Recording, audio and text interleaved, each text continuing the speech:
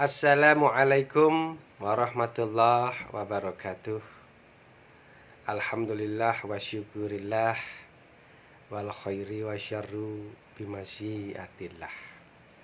Asyhadu an la ilaha illallah wahdahu la syarikalah wa asyhadu anna Muhammadan abduhu wa rasuluhu la nabiyya ba'dah.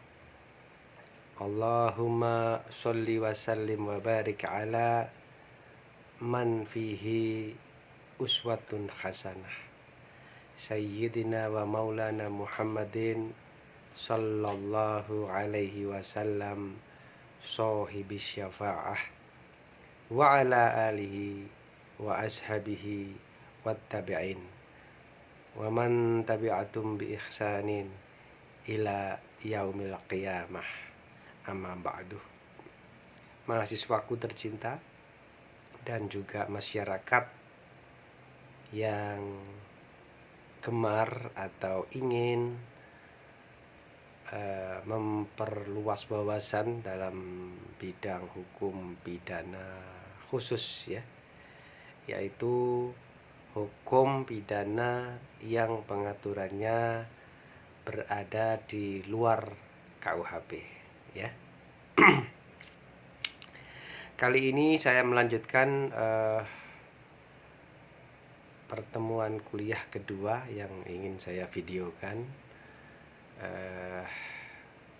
kepada mahasiswa saya yang meminta saya memvideokan ini. Semoga berguna bagi kalian semua dan juga bagi masyarakat tadi ya, yang ingin memperdalam atau memahami hukum pidana khusus.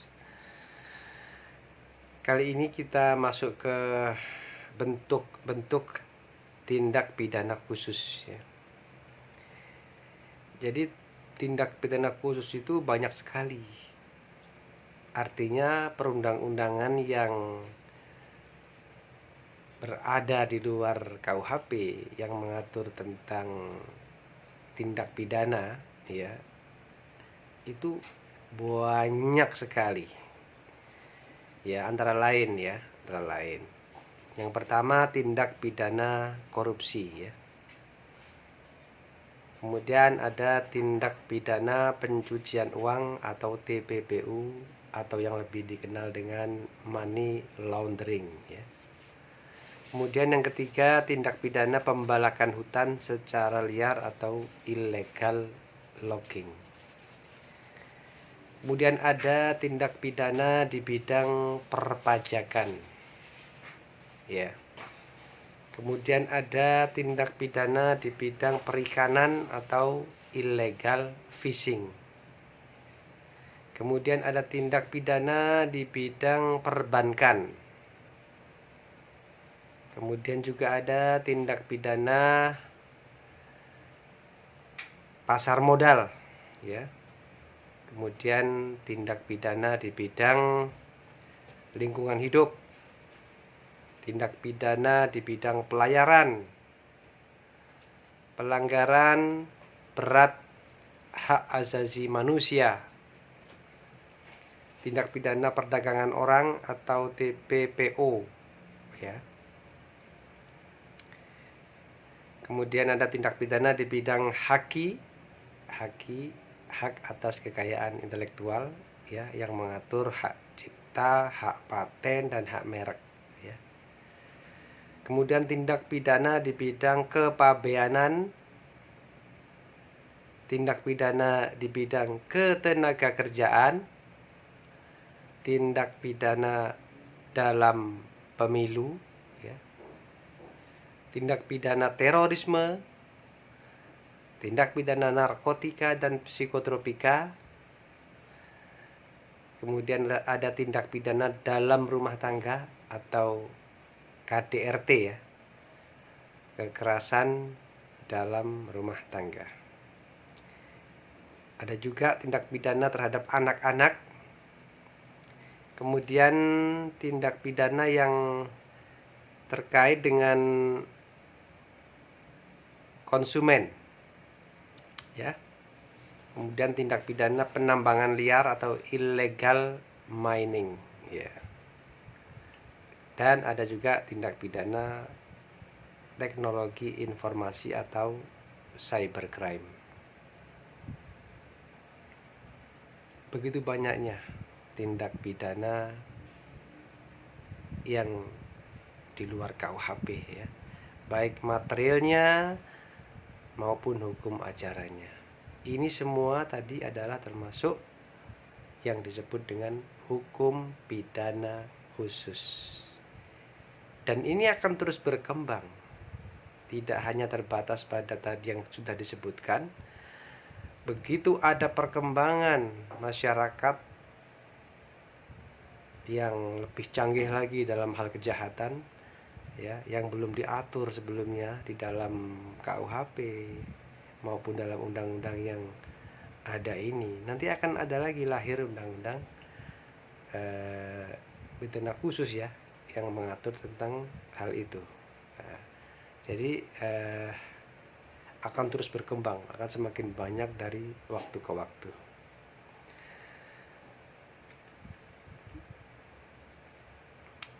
Mari kita masuk ke pembahasan yang pertama, tindak pidana korupsi. Sebelum memulai pembahasan ini, saya ingin menyampaikan, ya, karena tindak pidana di luar KUHP ini begitu banyaknya yang akan kita pelajari, sedangkan waktu pertemuan itu berkisar antara 16 kali pertemuan, yang mana yang satu dipakai untuk UTS dan yang satu lagi digunakan untuk UAS. Jadi 16 pertemuan dikurangi 2 berarti 14 pertemuan.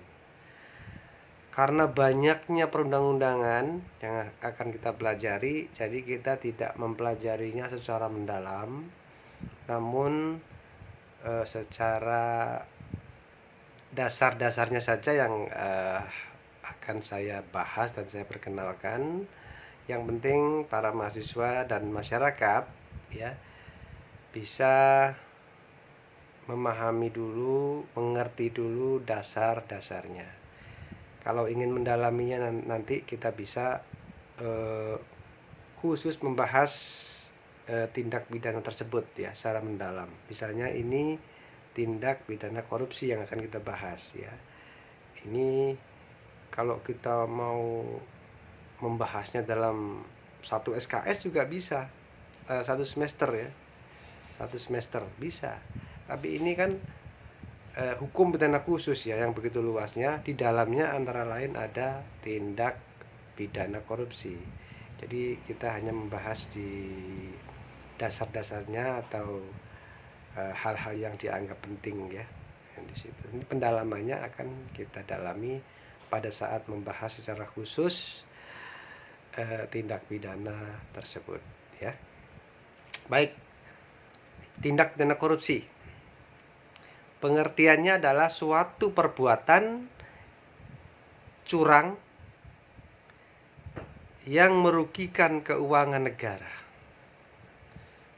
atau penyelewengan atau penggelapan uang negara untuk kepentingan pribadi dan orang lain, ya, itu adalah pengertiannya. Adapun faktor pemicu tindak pidana korupsi antara lain lemahnya pendidikan moral, ya, agama dan etika, tidak adanya sanksi yang keras terhadap pelaku korupsi, kemudian tidak adanya sistem pemerintahan yang transparan atau good governance, kemudian faktor ekonomi, ya, gaji pejabat yang rendah, kemudian manajemen yang kurang baik, dan kurangnya pengawasan yang efektif dan efisien. Kemudian juga modernisasi yang menyebabkan pergeseran nilai kehidupan dalam masyarakat. Ya, ini adalah faktor-faktor yang memicu terjadinya tindak pidana korupsi. Saudara-saudara sekalian, ciri-ciri daripada tindak pidana korupsi itu adalah yang pertama biasanya dilakukan ya oleh 2 orang atau lebih. Jadi nggak sendirian, biasanya melakukannya itu melibatkan 2 orang atau lebih. Kemudian ciri lainnya dilakukan secara rahasia, melibatkan unsur kewajiban dan keuntungan secara timbal balik yang tidak selalu berupa uang. Tidak selalu berupa uang. Kadang bisa berupa bagi-bagi proyek, kadang bisa berupa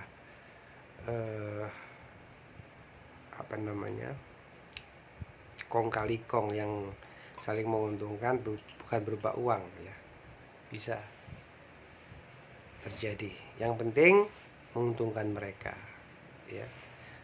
Kemudian ciri lainnya adalah biasanya mereka yang terlibat menginginkan keputusan yang tegas dan nyata efeknya, namun menyelubunginya dengan berlindung di balik pembenaran hukum. Adapun modus operandi tindak pidana korupsi, kemarin di dalam kelas saya sudah memberikan tugas ya kepada para mahasiswa yang masuk kelas ya, yaitu modus operandi tindak pidana korupsi ada 3 yang paling sederhana kita cermatin. Yang pertama adalah fiktif, yang kedua duplikasi, dan ketiga adalah markup ya. Fiktif itu artinya sesuatu yang sebenarnya tidak ada tapi dibuat seperti ada. Anggaran negara tetap keluar padahal proyeknya itu tidak ada ya. Para mahasiswa sudah banyak yang benar dalam memberikan contoh yang saya minta ya. Misalnya proyek pembangunan gedung A misalnya, tapi padahal tidak ada pembangunan itu. Yang ada adalah uangnya tetap keluar dari negara untuk membiayai pembuatan gedung itu, tapi entah kemana uangnya lenyap ya, dinikmati oleh para pejabatnya ya yang terlibat di dalamnya. Terjadilah kerugian negara atau kerugian daerah kalau itu uang milik daerah, sedangkan gedungnya tidak ada. Itu namanya fiktif. Kemudian yang kedua adalah duplikasi. Duplikasi itu artinya adalah penggandaan ya. Maksudnya itu anggarannya yang digandakan. Misalnya suatu kegiatan sudah dibiayai oleh negara melalui pos kesejahteraan misalnya, sudah dianggarkan. Kemudian ada lagi pos lain yang menganggarkan itu, yaitu misalnya mengadakan HP ya. Pengadaan HP bagi para petugas atau para pejabat di situ dibiayai oleh kesejahteraan, juga dibiayai oleh pengadaan barang berupa HP. Anggarannya 2, barangnya 1. Jadi yang terpakai untuk pengadaan HP hanya 1, satunya anggarannya hilang, lenyap entah kemana. Itulah namanya duplikasi. Kemudian yang ketiga adalah markup. Markup itu bisa dikatakan juga penggelembungan ya. Misalnya harga dari suatu proyek itu sekian ya, tapi kemudian digelembungkan, dinaikkan menjadi sekian ya. Misalnya ya, contohnya pengadaan ATK misalnya ya. Kertas 1 rem harganya 25.000 ya, dinaikkan harganya, digelembungkan menjadi 30.000 ya. Mereka kerjasama, kwitansinya diberikan 30.000 padahal sebenarnya hanya 25.000. 5.000 nya entah kemana ya. Ini maksudnya negara dirugikan karena jadinya kan membayar lebih mahal daripada yang sebenarnya. Saya kira mahasiswa saya sudah banyak yang benar dalam memberikan jawaban, sudah saya koreksi, nilainya pada lumayan bagus Adapun pengaturan hukum tindak pidana korupsi itu ada banyak peraturan ya. Antara lain bisa saya sebutkan Undang-Undang Nomor 28 Tahun 1999 ya, tentang penyelenggara negara yang bebas dari korupsi, kolusi, dan nepotisme atau KKN. Kemudian Undang-Undang Nomor 20 Tahun 2001 tentang perubahan atas Undang-Undang Nomor 31 Tahun 1999 tentang pemberantasan tindak pidana korupsi. Kemudian ada Undang-Undang Nomor 30 Tahun 2002 tentang Komisi Pemberantasan Tindak Pidana Korupsi ya, atau KPK ya. Kemudian Undang-Undang Nomor 46 Tahun 2009 tentang Pengadilan Tindak Pidana Korupsi. Kemudian Undang-Undang Nomor 1 Tahun 2006 tentang bantuan timbal balik ya dalam masalah pidana, disebut dengan Mutual Legal Assistance in Criminal Matters. Kemudian ada Undang-Undang Nomor 7 Tahun 2006 ya, yaitu pengesahan Konvensi PBB anti korupsi tahun 2003 yang disebut dengan United Nations Conventions Against Corruption 2003. Kemudian ada undang-undang juga nomor 13 tahun 2006 tentang perlindungan saksi dan korban. Adapun unsur-unsur tindak pidana korupsi ya, sebagaimana saya sebutkan tadi di muka, saya ingin mengambilkan yang paling penting saja, yang paling sering terjadi di lapangan ya, di praktek, yang mahasiswa perlu tahu ya. Sebenarnya banyak, nggak cuman ini, tapi nanti saya berikan dasar-dasarnya saja, mengingat keterbatasan tatap muka kita ya. Kita hanya menyampaikan dasar-dasarnya saja ya.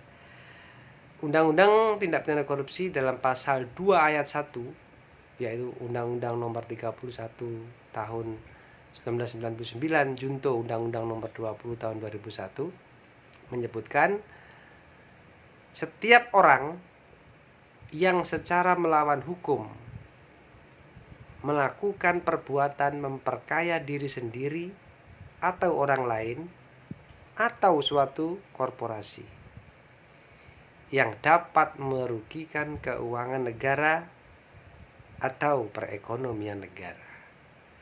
Jadi unsurnya setiap orang secara melawan hukum ya. Artinya ada peraturan yang dia langgar di sini. Ada hukum yang dia langgar. Kemudian melakukan perbuatan memperkaya diri sendiri atau orang lain atau korporasi. Jadi tidak hanya diri sendiri, tapi bisa juga memperkaya orang lain ataupun suatu perusahaan atau badan usaha ya. Terus unsur yang keempat, dapat merugikan keuangan negara atau perekonomian negara. Jadi dapat, kata-kata dapat ini berarti tidak harus benar-benar terjadi kerugian negara itu. Yang penting berpotensi merugikan keuangan negara dan perekonomian negara, itu sudah memenuhi unsur ini. Kemudian untuk kerugian keuangan negara atau perekonomian negara ini biasanya akan dihitung oleh ahlinya, yaitu oleh BPK atau BPKP ya, untuk menghitung berapa sebenarnya kerugian negara atau kerugian daerah ya. Kalau itu uangnya APBD yang dikorupsi berarti kerugian daerah. Itu pasal 2 ayat 1. Sedangkan pasal 3 undang-undang yang sama, yaitu Undang-Undang Nomor 31 Tahun 1999 nomor junto Undang-Undang Nomor 20 Tahun 2001, setiap orang yang dengan tujuan menguntungkan diri sendiri atau orang lain atau suatu korporasi menyalahgunakan wewenang, kesempatan, atau sarana yang ada padanya karena jabatan atau kedudukannya yang dapat merugikan keuangan negara atau perekonomian negara. Itu adalah unsur-unsurnya pasal 3 ya. Tadi setiap orang dengan tujuan menguntungkan diri sendiri atau orang lain atau suatu korporasi. Tadi kalau pasal 2 bunyinya memperkaya, ini menguntungkan diri ya.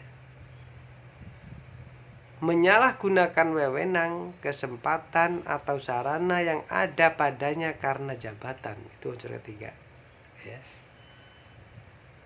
Maksudnya orang yang menjabat itu kan mempunyai wewenang, mempunyai kesempatan, dan mempunyai sarana ya karena jabatannya itu. Lah ini 3 hal ini yang salah gunakan. Wewenangnya disalahgunakan, atau kesempatannya disalahgunakan, atau sarana yang ada padanya yang disalahgunakan ya. Dia menjabat, dia memiliki 3 hal itu, kemudian dia salah gunakan ya. Kemudian unsur keempat, dapat merugikan keuangan negara atau perekonomian negara, sama dengan yang pasal 2 tadi. Dapat merugikan keuangan negara atau perekonomian negara. Artinya tidak harus kerugian negara atau perekonomian negara itu benar-benar terjadi ya. Yang penting perbuatan ini berpotensi merugikan keuangan negara atau perekonomian negara, itu sudah memenuhi daripada unsur pasal 3 Undang-Undang Nomor 31 tahun 1999, junto Undang-Undang Nomor 20 tahun 2001 ini. Sebenarnya masih banyak ya pasal-pasal lainnya ya, misalnya seorang bendahara yang kemudian menggelapkan, itu pasal 8 dan sebagainya. Tapi itu kita tidak perlu mendalami dulu, karena kita hanya dibatasi dasar-dasarnya dulu saja. Kalau ingin mendalami, nanti kita buka forum khusus mengenai pembahasan tindak pidana korupsi secara mendalam ya. Kita lanjut dengan sanksinya ya. Sanksi daripada hukum tindak pidana korupsi itu sebagaimana video yang saya buat di pertemuan pertama ya, bahwa sanksi daripada tindak pidana khusus itu tidak hanya penjara atau bui ya, tapi juga ada denda, ada uang pengganti. Ya, ini sekarang kita sedikit menengok sanksi hukum tindak pidana korupsi. Itu ada 3, penjara, denda, dan uang pengganti. Penjara itu ya orangnya dimasukkan ke dalam bui ya, dikurung dalam suatu tempat, nggak bebas melakukan kehidupannya sehari-hari ya. Kemudian denda itu adalah sejumlah uang yang dibebankan untuk dibayar kepada terpidana ya. Kalau tidak dibayar biasanya diganti dengan kurungan pengganti denda.